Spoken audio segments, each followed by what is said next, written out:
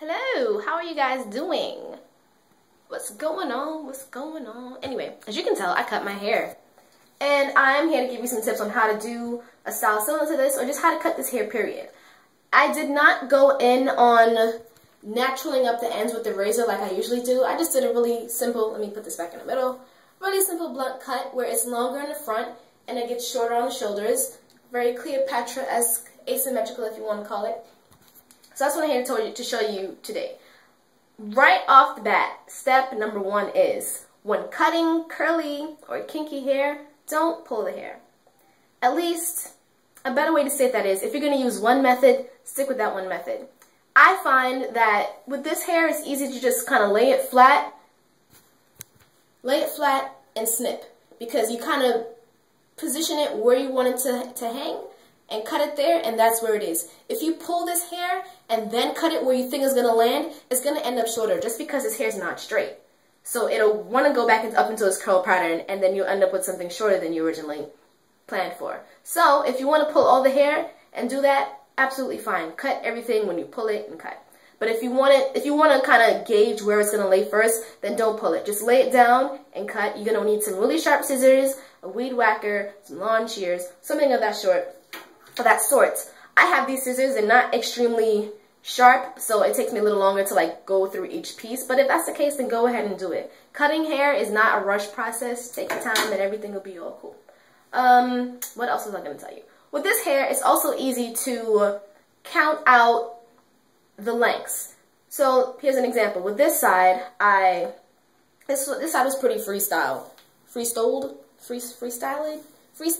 duh. This side was pretty much freestyle, done by ear. So we have the long ones, and we have the shorter ones, and what's the fourth one? This is the shortest layer here. This one right here. Compared to the long one, that's a pretty big difference, right? So I kind of just went up on how my body works, and that's going to be step number 3, working on your body. So this is here, and then the rest of them went up, and it looked pretty nice. Now with this side, of course, I'm not going to be able to do that because that's how my brain works. The left side looks nice on everything, and the right side is kind of like, were you not there? Did somebody else do this side? Because it looks different. That's how it works. So right off the bat, there's a drastic difference. There's 2 long ones, and there's one, as soon as I get to it, there's one short one right there. So in this case, I thought, all right, since I can't really tell which side is which in terms of how long it gets, let me just count. So this is actually 6 little rungs shorter than the one right in front of it. And the one behind it, everything just continues on like that. So in cutting hair like this, you can either be really mathematical about it or freestyle it, or just do a mixture of both. With this one, you kind of see, let me properly fluff down this side for you. I'll move my finger in a moment. Give me a second.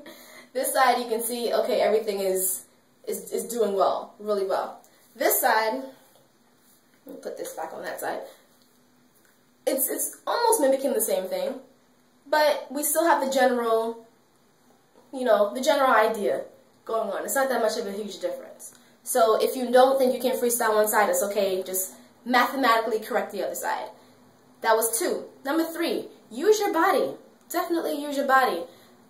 This helps best for going from the left or the right. So let's say here, this is my shortest, this is the last braid I have on this side. I'm trying to look at myself in the mirror and do the camera thing. This is the shortest braid I have on the, what side is this? The left side? It's going to be your right side, I think. And then this is the shortest side I have on the left and or right, depending on which way you watch this video. As you can tell, both of them sit right in my clavicle. So that's a really good way to measure too. Use what's already here and then just go from there. It's not going to be you can't, unless you have somebody behind you or a mirror set up or something, it's going to be hard to match each side of your head exactly. So use your body parts. Use your shoulders, know where you have certain birthmarks or scars, and just go from there. What else can I tell you about cutting this hair that won't run me too long? Oh, we're actually doing shorter than before. Good. Alright. You see this? This hair is cut and then this part is not. Don't get all happy and thinking, oh gosh, I have a style going on, let me go on ahead and just cut. Don't do that. Take this piece by piece and still cut it so that you know what's going on. A smaller piece, like, not even that, maybe this would be better to continue on with than using this whole big section here. Because even though you fling it to one side and it looks like it all goes over here, most likely it probably ends up in the middle of your head and you just mess yourself up. Speaking of that, this takes me on to 5, I guess. Cutting the back of your hair is hard as hell. Trust me.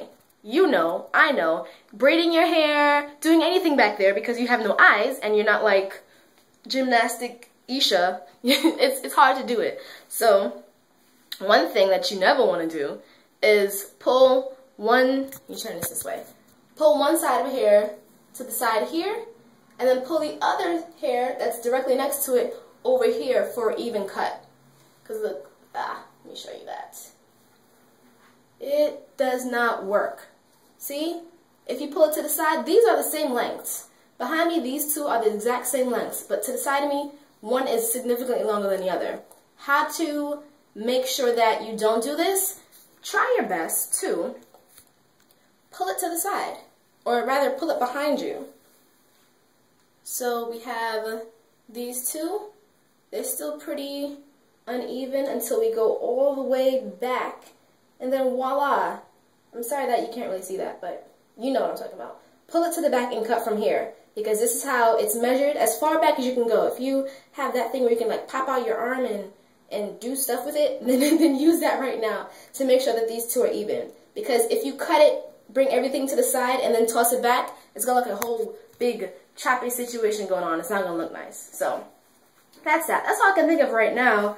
I kept these in, I put these in, I think like December 31st or January, very early in the new year. So it's been in for a month, and they're doing pretty well. They don't look too fuzzy, and even though they look kind of old and not as crisp, the fact that the other side of it is not as crisp either doesn't make it look bad. Like if this was wet and wavy, and then this was just my hair, then we'd have to be like, okay, we can take this out. But the naturalness of everything flows really well, so I'm happy about that. So yeah, that's this video, and I hope that I helped you guys in cutting it and making it a little bit more easier to get the style that you're looking for when you cut your kinky and or curly hair. Thank you. Have a great day. Bye.